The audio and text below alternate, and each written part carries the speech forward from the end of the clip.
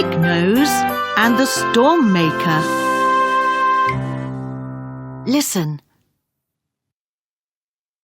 No one knew Big Nose's real name, but everyone knew that he had the biggest nose in the village.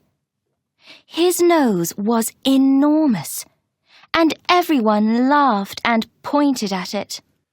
Look at that big nose! They called. This made Big Nose unhappy, so he only went into the village when he needed to buy chocolate or a new handkerchief. The part of the country where Big Nose and the villagers lived was by the sea.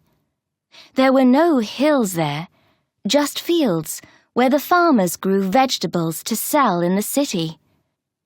Children played games outside in the streets, and when the weather was warm and sunny, they ran down to the beach to look for shells or to play in the water. Big Nose liked being on the beach too. He loved the smell of the sea, and because his nose was so big, he could smell very well. He could smell the dinner that people were eating on islands that were far away, and all the different fish that lived in the sea too. He liked the smell of octopuses most of all, and often caught them and cooked them for his breakfast. Big Nose could smell the difference between the north, the south, the east and the west winds too. His nose could, perhaps, smell better than any other nose in the world. One evening, Big Nose was walking on the sand, enjoying the smell of the salt in the sea and the warm south wind, when suddenly the wind changed and started blowing from the north. Big Nose shivered. He looked at the sky and smelled the air.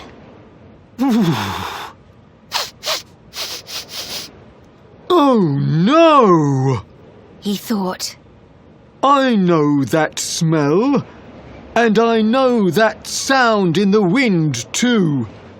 It smells like, and it sounds like, the Storm Maker. Storm Maker! He called out loudly. I can't see you yet, but you can't hide from me. You should go away. The Storm Maker said nothing. Storm Maker! Big Nose called more loudly into the north wind. You may wish to visit our village today, but we don't want your heavy rain, your loud thunder, or your dangerous lightning here. Go away! Take your problems to another part of the world.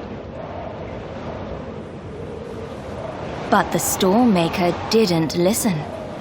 It began to mix up the winds with its enormous spoon to make big black clouds, and the rain came down like waterfalls.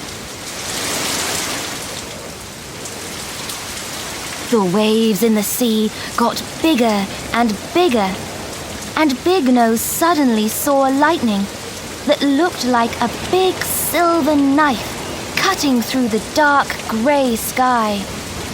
Then he heard thunder that sounded like the angriest, most frightening drum in the world.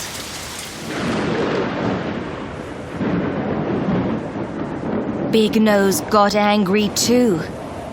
He stood up slowly and looked at the face of the Storm Maker and began to whistle at it.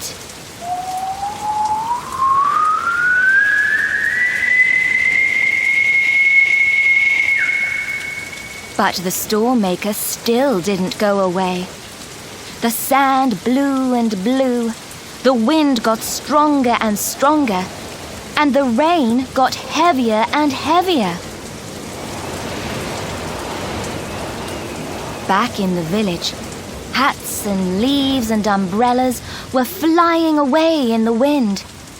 Children were hiding under tables, and parents were brushing the rainwater away from their doors and worrying about the vegetables in their fields.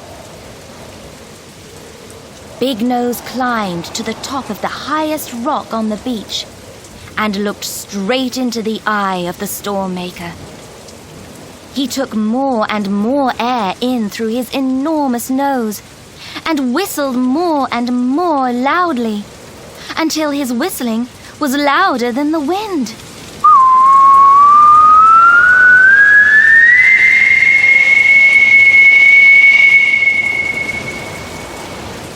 In the end, the Storm Maker put its enormous hands over its enormous ears and slowly turned away from the sky over the village. Its black clouds disappeared, and the wind was quiet again. Ah, that's better, Big Nose said quietly, and climbed down from the high rock and walked slowly home. And from behind the rock, 2 small children, who were too afraid to move or shout for help in the storm, got up, picked up their bags of shells, and ran back to the village. When they got home, they told the oldest woman in the village about Big Nose. She told the story to her sons and daughters. They told it to their husbands, wives, sons, daughters, grandsons and granddaughters, and then everyone told the story to 10 more people. Soon everyone in the village knew about Big Nose and the Storm Maker. When Big Nose walked into the village the next day, no one laughed or pointed at his big nose, or said that his whistling gave them earache, which was true. They knew that Big Nose made the Storm Maker take away its terrible rain, loud thunder, and dangerous lightning. So they smiled at him and said, "Good morning," or How are you? one small child gave him a beautiful flower. Big Nose was surprised. Everyone was being so nice to him. But he didn't want to ask why.